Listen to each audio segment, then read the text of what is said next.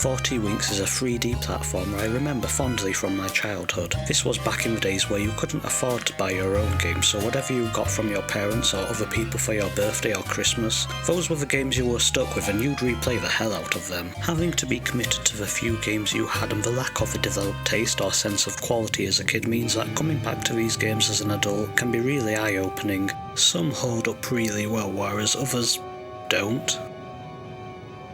So 40 Winks. This didn't become a household name like Mario or Spyro or Crash, so is that reflective of its quality or were there other factors preventing this title from reaching those heights? Let's take a look, shall we? The story begins with a mother putting her 2 children to bed, and the kids don't want to go to bed because it's boring and all you do is stare at the ceiling for hours. To quell her child's undiagnosed ADHD, she tells them about the Winks, magical creatures that bring pleasant dreams to well-behaved children. Or something. Meanwhile, this grumpy old git who lives in a clock tower can't sleep for some reason, and decides that he's going to kidnap all the Winks because if he can't get a good night's sleep, then no one will. It's up to the 2 protagonists Ruff and Tumbo to journey through the land of dreams and rescue the eponymous 40 Winks that Nightcap has captured. Like many 3D platformers of the time, the plot isn't Oscar-worthy or anything, but it provides a compelling enough hook. Adventuring through dream worlds to rescue these little guys. The moveset for this adventuring is pretty basic, but it works. You can move around, jump, whack at nearby enemies, do a butt slam attack and a range attack which will cost you a moon each time you use it. It'll also cost some of your sanity listening to it, especially if you play as Ruff. Journeying through the Dreamlands, you play through 6 themed worlds, which are the Horror World, the Underwater World, the Space World, the Prehistoric World, the Medieval World, and the Pirate World. Each world has 3 levels that can be tackled in any order, a race, and a boss. In the 3 standard levels, you'll need to progress through and rescue between 2 and 3 Winks to complete the level. The game is kind of a collectathon and honestly that's where a lot of its problems lie. If you just had to rescue the Winks that'd be fine, but inside the level itself you need to collect cogs to open doors and activate lifts. Not only that, but beating the levels isn't enough to unlock the boss of the area and move on. Oh no. Nay. You also have to find the 4 dream keys hidden in each of the levels for a total of 12 per world. Now all of this isn't too much to ask necessarily, but the thing is, this type of item-gated progress works better in platformers that are less linear and let you tackle objectives in an order of your choosing. Once you enter a level, it's pretty much a linear stage to the end with a few paths branching off to hide the various collectibles. If you just had to progress through the level and reach its end, very little about the game would actually change. Here, because with a few exceptions you need to get every cog and every dream key to progress, it feels more like you're punished for not exploring than being rewarded because you are. If you miss a cog, you'll need to scour every inch of the level to find it and progress. If you miss a dream key and exit the level, you'll have to complete the entire thing again. The Prehistoric World is a real pain in particular because they pull this trick of hiding a dream key in a dangerous area where you need to dodge boulders twice, and I missed the key both times having to replay each of these levels. You can't miss Winks thankfully as you need these to exit the level, but it's only at the very end of the game they matter anyway. For its part though, the game does have a real interesting variety of environments and they're all very well presented and colourful. This stuff is dated now, but if you grew up with a PS1 era then I think you'll likely have an appreciation and nostalgia for these environments. The worlds might be divided into 6 themes, but even within a world, each level is a different take on the theme. The first world, being the Nightmare World, has a haunted house, a spooky forest and a graveyard full of arisen dead. The Prehistoric World has an ancient temple, overgrown swamp and dry sun-baked canyon.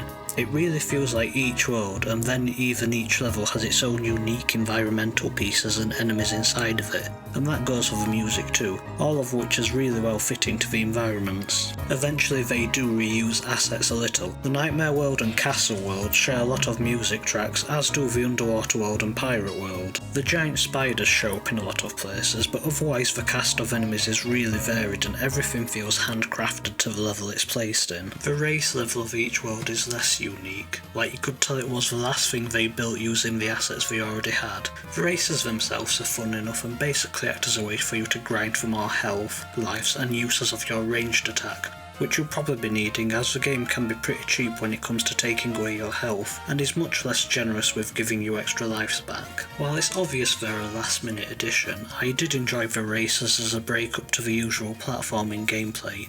The layout of each track is generally so that you will be in second place for the majority of lap 1 and 2, but will learn the track just enough to grasp first place by the end of the third lap. The other major addition that brings variety to the gameplay is the power-up system. Sprinkled throughout the level are these jack-in-the-boxes that you can jump into and come bursting out in a new form. These are the Jester, or Fairy Princess if you're playing as Tumble, Ninja, Caveman or Cavewoman, and Robot Superhero Thing. These all bring their own unique melee and ranged attacks to the table, as well as a new way to traverse the environment. The Jester and Fairy Princess have a combo with an AoE attack at the end, homing projectiles, can jump higher and breathe underwater. The Ninja has a multi-hit combo, spinning attack, twin projectiles, and is able to hang and climb on ropes. The Caveman has stronger attacks, can spew bones at enemies, and has a powerful butt bounce that can break parts of the floor to reveal new areas. Finally, the Robot Superhero has combos which cover an area around them, fires homing rockets, and has a double jump where they fire off their jetpack to get really high in the air. I think these power-ups are great. There's usually 1 or 2 in each level and they're powerful enough to make you want to be in one whenever you can, but they're not too good to make the regular gameplay feel inconvenient. In particular, I think the Caveman has some excellent game feel to him. The screen shake and the thumping, thudding effect that comes with every step really lends this feeling of scale and power to him that none of the others have. The time you can play as these super-powered forms is limited, with a timer ticking down as soon as you exit the jack-in-the-box, but you can also collect tokens dotted throughout the level to extend the timer, which happen to subtly lead you to where you need to go with that power-up in order to progress through the level. I think that's just a really neat bit of games design. If anything, I think their special abilities are underutilised. Most of the time you just need to head to a button that only lets you stomp it if you're wearing the respective costume. I think there's maybe 3 times you need to use the Caveman's dummy thick ass and the superhero's rocket jump each, and you never need the ability to breathe underwater at all. Speaking of the Robot Superhero, there's one complaint about this game I remember having back even in my childhood. The robot guy is the most fun power-up to use by far, and he's the least utilised. All the others are spread evenly throughout the game, except the best one, which is reserved for World 2 and 3, then never appears in the game again. Overall, the quality of levels is consistent throughout the game. It's an upwards trend aside from the prehistoric world, but it is a shame the most fun way to traverse levels bows out at the halfway mark. You could make an argument that it doesn't fit the later levels, but does a ninja fit the prehistoric world either, or a Jester the pirate world? Besides, the levels are kids' dreams. Let the kid dream about being a robot superhero in a medieval fantasy land. Coming back to this game, I am finding myself appreciating something about it that might sound weird at first. It's something I didn't think about as a child at all, and that's how it actually avoids a major stumbling block of other early 3D platformers. The game's controls, combat and camera are all kinda clunky, and this means the game can't have any really intense combat encounters or intricate platforming sections.